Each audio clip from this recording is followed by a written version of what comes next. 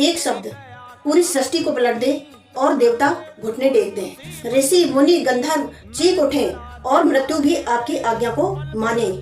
और यदि यही शक्ति एक राक्षस के हाथ में आ जाए तो क्या होगा। सतयुग में एक राक्षस घोर तपस्या में लीन था जिसका नाम था मदन। उसके शरीर से आग की लपटें उठ रही थी। उसकी आंखें एकदम लाल खून की तरह हो गई थी। धरती फट रही थी और आकाश से अंगारे बरस रहे थे। मदन घोर तपस्या में लीन था। वो रुकने का नाम ही नहीं ले रहा था, ना ही वो उसकी तपस्या कोई भंग कर पा रहा था। वो बराबर तपस्या में लीन रहा। तब ब्रह्मा जी को प्रकट होना पड़ा। ब्रह्मा जी ने मदन से कहा कि कोई वर मांग लो। तब मदन ने कहा कि मुझे ऐसी वाणी दीजिए जिससे मैं जो बोलूं वो वचन सत्य हो जाए, वो वाणी कानून बन जाए, सत्य बन जाए और उसे कोई भी कभी बदल ना सके। ये सुन ब्रह्मा जी ने तथास्तु कह दिया और उसी क्षण वो ब्रह्मा जी से वरदान पाकर मदन जोर जोर से हंसने लगा और अपनी शक्ति का दुरुपयोग करने लगा। मदन ने जोर से कहा, सारे देवता निर्बल हो जाएं।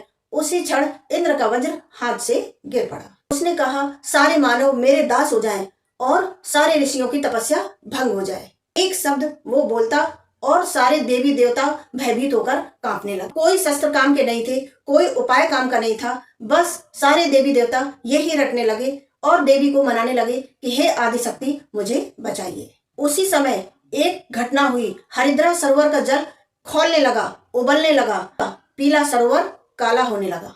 बिजली कड़कने लगी, धरती थरथराने लगी। तभी उस जल के सरोवर से निकली माता बगलामुखी। माँ बगलामुखी एकदम शांत, एकदम मधुर, पीले वस्त्र धारण किए हुए। ऐसा लग रहा था कि वो शांति मृत्यु से भी भयानक थी। जब मदन ने माता बगलामुखी को देखा तो वो गरजने लगा और उसने माता रानी से कहा कि मैं जो कहूंगा वो ही होगा।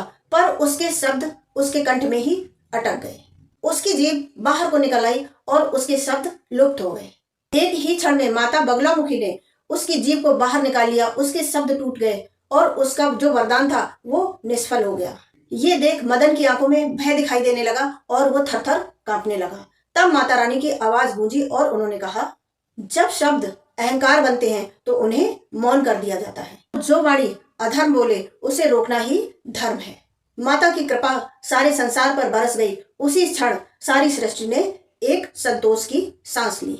माँ बगलामुखी धाम बाघहंडी के उसी पवित्र स्थान पर जहाँ आज भी माँ अधर्म की वाणी को रोकती है। माता बगलामुखी का प्राकट किस प्रकार हुआ, ये कथा थी। यदि आपको पसंद आई हो तो लाइक कीजिए, शेयर कीजिए वीडियो को।